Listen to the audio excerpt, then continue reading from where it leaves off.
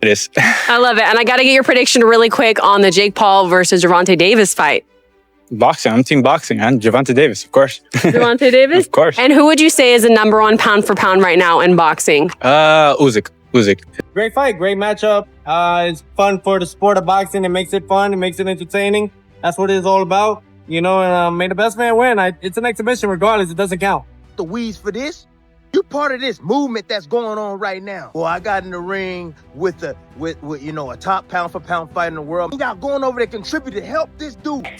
The guy must be around 150 right now, 153, something like that.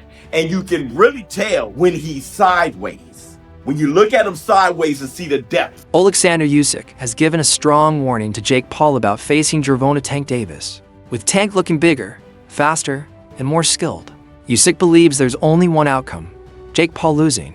Recently, Usyk reacted to Jake's 5-year plan where Jake said he'd become a world champion and even fight Usyk one day.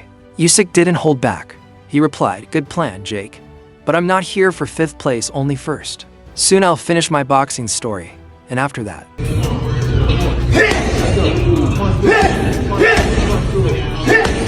I'll see you in the cage." Usyk doesn't think Jake can beat a smaller, but real fighter like Tank Davis. He sees Tank winning easily and reminded everyone that true champions talk about legacy, not just social media fame. Without even saying Tank's name, Usyk made his point clear. And Tank looks ready. His recent training shows stronger legs, a bigger upper body, and the same fast, explosive moves as always. In some things, I think Gervonta's just gonna, like, you know, stick and move. He'll be fast, play it smart, you know. I don't see him staying still for too long so Jake can land some shots. He'll just try to touch him. Who knows, man? It's an exhibition. It's a money grab. Tank looks like he's gaining muscle without losing speed. That's what many boxing experts are noticing. Fans agree that Tank's approach is smart. He's preparing for Jake's size advantage and building a plan to prove his point in the ring. Paul Gervonta Davis. That's the state of boxing. Yeah, that's crazy. Let that sink in. Jake that's Paul, right Gervonta Davis is so crazy. 135 versus 200. That is so nuts. They're all exhibitions. None of them are. They're exhibitions. Tank Davis has also opened up about his mindset. "My headspace now is way better than before. That's all that matters," he said about his mental focus. He's not trash talking. He's treating this like a real fight. With his strength, speed, and movement, Tank believes it'll be a great event. "Every time I fight, it's fireworks," he said. Jake Paul, on the other hand, finally showed a bit of honesty about his preparation. Went for the jugular. Jake comes back and says, anybody that puts his hands on a woman is a scumbag, and that's you. Tank responds. In the world of responses, it was as bad as it gets. In defense of himself, makes a comparison to P. Diddy. Jake literally just puts his head down. It's like, man. And I think that Jake was thinking. When asked how he's training for someone shorter and smaller, Jake said, "We've got world champions like Raymond Ford at 130 pounds, Montana Love, and even Shocker Stevenson coming in this week. I'm sparring with people at their level, even if it sounds like promotion." Trainer Shannon Briggs, who worked with Jake early on, shared a balanced view. "It's great for boxing," Briggs said. "Jake works hard, and I saw his potential early." But he also warned that Tank's speed and timing make him a serious threat. How do you prepare for a guy that's different stature-wise? Yeah, no, we have world champions. Raymond Ford in the 130-pound weight class. We got Montana Love in. Shakur Stevenson is coming in this week. So just sparring against guys on their level and people who have, you know. When a former trainer talks more about the event than your chances, that could be a sign of concern. Former champion Tony Bellew was more straightforward. He said, "If Tank lands clean, Jake Paul's going down." Bellew knows knockout power well. He's both given and taken it. He believes Jake's size won't help because Tank's timing and accuracy are on another level. Right, I think that fight there, I think because of Tank's skill level, it's like, it makes it fair, even though he's not, the weight difference is crazy. Really and truly, bro, Jake Paul should not land a punch on Tank. This guy's one of the... Tank has beaten bigger opponents before using timing and smart punch selection. Bellew said Jake has never fought anyone like Tank. Tank's power is real. If Jake gets caught with 8-ounce gloves, it's lights out. It's a technical truth. You can't block that kind of speed and power forever. One mistake could change everything. Genius, but when it comes to people that picking his fights, I can't get my head around it. If Tank hits him clean, he's going to sleep. He'll have a lot of smoke blowing up his backside by his coaching team and people like that, but when he gets hit for real, 10-ounce, well, I'm told it's 16-ounce gloves now, it's like an exhibition. Right. I'm told it's big gloves and head guards. Carl Froch called the matchup dangerous because of how unpredictable it is. He didn't see it as just entertainment, he saw a real risk. Froch said Tank's explosive power could be a major issue, especially since Jake tends to keep his chin a bit too high.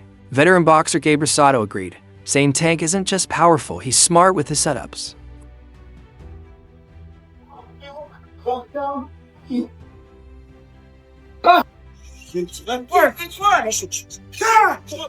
Rosado explained, Tank knows how to bring you into his range. He doesn't waste punches. That's a key difference. Jake relies on rhythm and straight shots, while Tank breaks that rhythm, makes his opponents react, and then lands clean. That's how he's beaten top-level fighters for years. Look at this face-off, Henry. What are your thoughts? You're hearing that shit from me. That's cringe. In some weird way, I kind of like cringe it. about it. He's trying to big man the smaller guy, who the smaller guy to me is dangerous. I think Tank Davis is going to put the hands on him, but I like it, bro. I will say something about Jake Paul. He's brought a lot of it. What makes this fight even more interesting is Tank's new focus. The distractions that used to follow him are gone. He looks more disciplined and mentally strong than before. He's serious about proving something to himself, not to critics. Meanwhile, Jake is still balancing between entertainer and athlete. He has improved a lot, stronger build, tighter punches, but the difference between practice and instinct is still big. Tank has lived in that rhythm his entire life. Which is heavyweight, and now he's saying about fighting Tank. Nah, this can't be. It's Netflix as well. I need to go and do some checks and see if like the main pages have posted this, but Jake Paul's posted it. It says Friday, November 14th. 3-minute rounds. I said it was 190. The fight is 195 pounds, Tank, as you know. Over 10 3-minute rounds. And when Tank and Jake enter the squared circle to go to battle, they will be wearing 12-ounce gloves. 3 commission-approved, world-class professional judges. He could land one big punch, and Tank being so much smaller, he just can't handle the power. Nah, not at all. I think Tank is, he's been boxing his whole life. He's been boxing since a kid, so I doubt like that's going to be an issue or problem. I think Jake is good for where he's at, but I think it's just levels.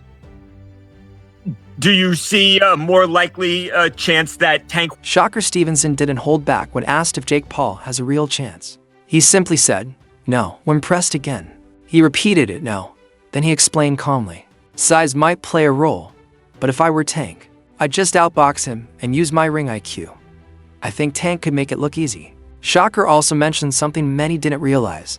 This fight isn't officially sanctioned, which means betting on it might not be legal. When it's an exhibition, you can't bet on it because it could be staged, he said. Real boxer for real boxer, who is a knockout artist, who is still in his prime, and now you put him in this exhibition. This just shows me right now that the sport is officially gone, and the only hope we have is September 13th. Canelo. Maybe so. I just hope we get the Shakur fight before that moment. So for me, that Tank fight, I mean, as I understand it, Tank's fighting Jake Paul. Right. Which is the most bizarre thing ever, but I'm sure it'll do massive numbers. Right. And I don't know what'll happen with the Lamont Roach fight, but I just hope that... PBC has to be called out in this too.